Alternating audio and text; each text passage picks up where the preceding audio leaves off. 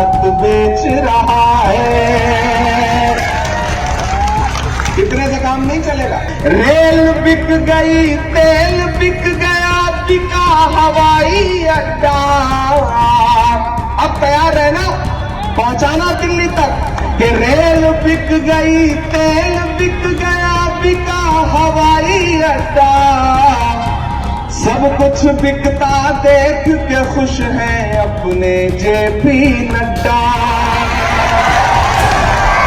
Gas cylinder की कीमत भी 1000 के पार। कहाँ सोया है चौकीदार, कहाँ सोया है चौकीदार। क्योंकि उसका मकसद है भारत जुड़ जाए, मोहब्बत बढ़ जाए, ये जो नफरत फैली है वो नफरत खत्म हो जाए। वो हमारे लिए चल रहा है, वो आपके लिए चल रहा है, वो डॉक्टर बाबा साहब भीमराव अंबेडकर के संविधान के लिए चल रहा है, जमहूरियत के लिए चल रहा है। क्यों? क्योंकि जो तेल 100 रुपए से सस्ता था, 70 रुपए में था, 80 रुपए में था, वो 200 रुपए के पार पहुंचा दिया। और मेरी माओ बहनों, मैं आपसे एक बात कह रहा हूं, अगर भाजपा की लाई हुई महंगाई ने सबसे ज्यादा किसी का नुकसान किया है तो आपका किया है कि कांग्रेस गुजरात में सरकार बनाने जा रही है। याद है कि नहीं? आपके पल्लू में जो बंधा पैसा था उसको उन्होंने छीना और छीन करके उद्योगपतियों के बैंक में डलवा दिया। पेट्रोल और डीजल की कीमत रही सैकड़ा मार। कहाँ सोया है चौकीदार। से कश्मीर के लिए निकला है जिसका नाम राहुल गांधी है, उसको ताकत देगा आपका दिया गया एक वोट। मैं आज शैलेश के लिए वोट मांगने नहीं आया। मैं जानता हूं शैलेश को आप जिता रहे, लेकिन मैं शैलेश के लिए ज्यादा समर्थन इसलिए मांगने आया हूं कि मैंने राहुल गांधी के साथ पैदल चल के देखा है। हर दिन 25 किलोमीटर का मतलब समझते हैं आप?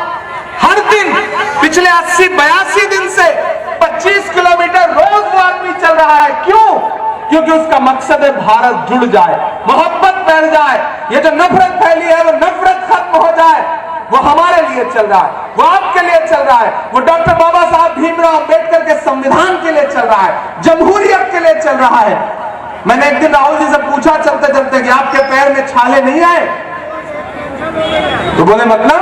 मैंने कहा भैया आपके पैर में छाले नहीं आए? तो उन्होंने पलट के मुझसे कहा कि तुम्हारे पैर में आए? मैंने कहा हाँ मेरे पैर में तो कुछ छाले आए, लेकिन मैं तो ये सोचता चल रहा हूं कि अभी से पैर के छाले न देखो, अभी तो ये सफर की इब्तिदा है। तो उन्होंने कहा कि इमरान मेरे पैर में छाले नहीं आए, क्योंकि मुझे परवाह जो हिंदुस्तान के दिल में छाले पड़े हैं उनकी है, मैं इसलिए चल रहा हूं। तो मैं आपसे यह कहना चाहता हूं कि कांग्रेस गुजरात में सरकार बनाने जा रही है, और आप जानते हैं कि कांग्रेस की सरकार बनी तो शैलेश परमार सिर्फ विधायक नहीं रह जाएंगे। उस सरकार में कोई बड़ा शानदार सा कैबिनेट होगा और शैलेश परमार कैबिनेट मंत्री होंगे, इसमें कोई दो राय नहीं है।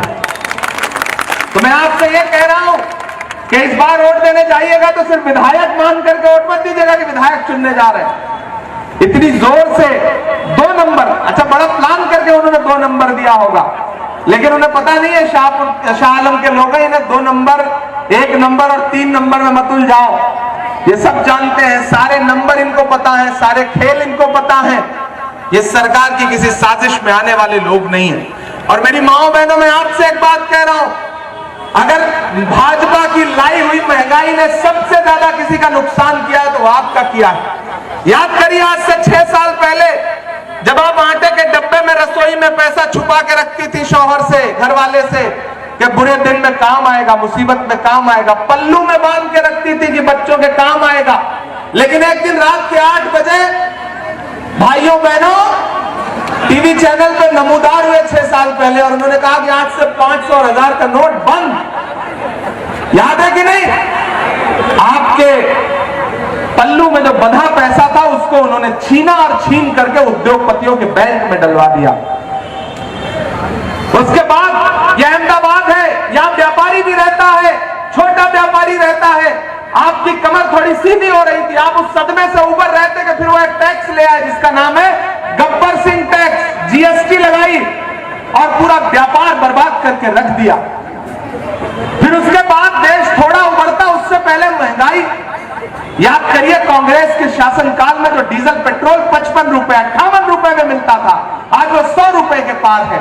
जो रसोई का तेल, रसोई गैस तो 1100 की हो ही गई, सालन बनाने के लिए, सब्जी बनाने के लिए जब आप सुबह कढ़ाई में सरसों का या खाना का तेल डालती हैं ताकि सब्जी बना सके तो उसके साथ आंसू भी गिरते हैं। क्यों? क्योंकि जो तेल 100 रुपए से सस्ता था, 70 रुपए में था, 80 रुपए में था, आज वो 200 रुपए के पार पहुंचा दिया।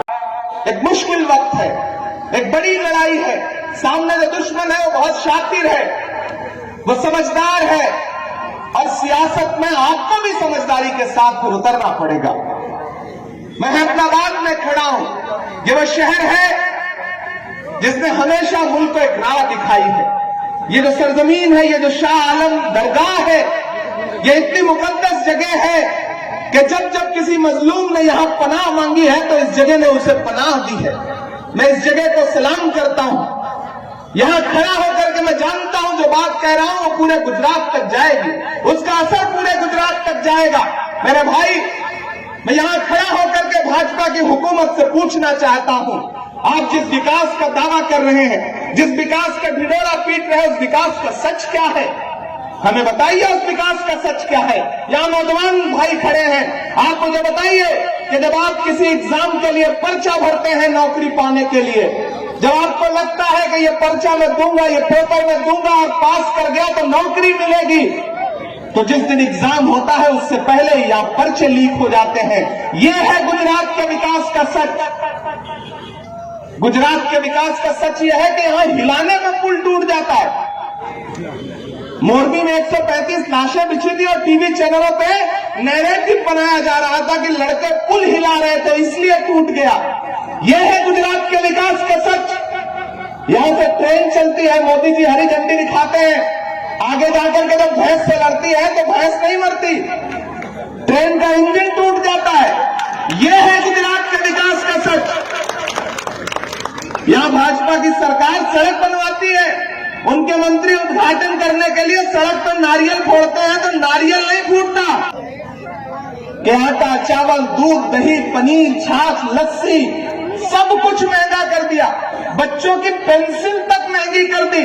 और पिछले सेशन में जब हम लोग खड़े होकर के देश की वित्त मंत्री निर्मला ताई से पूछ रहे थे कि महंगाई क्यों बढ़ाई, तो वो खड़ी होकर के हैरत से कह रही है कि देश में महंगाई कहां है। मैं चश्मदीद हूं, मैं खड़े होकर के नारे लगा रहा था सदन में और निर्मला जी कह रही थी कि महंगाई कहां है। हम तो उनसे उसी दिन से पूछ रहे हैं और वो कह रही है कि महंगाई कहां है, लेकिन हम उनसे पूछ रहे हैं कि कहां सोया है चौकीदार, कहां सोया है चौकीदार।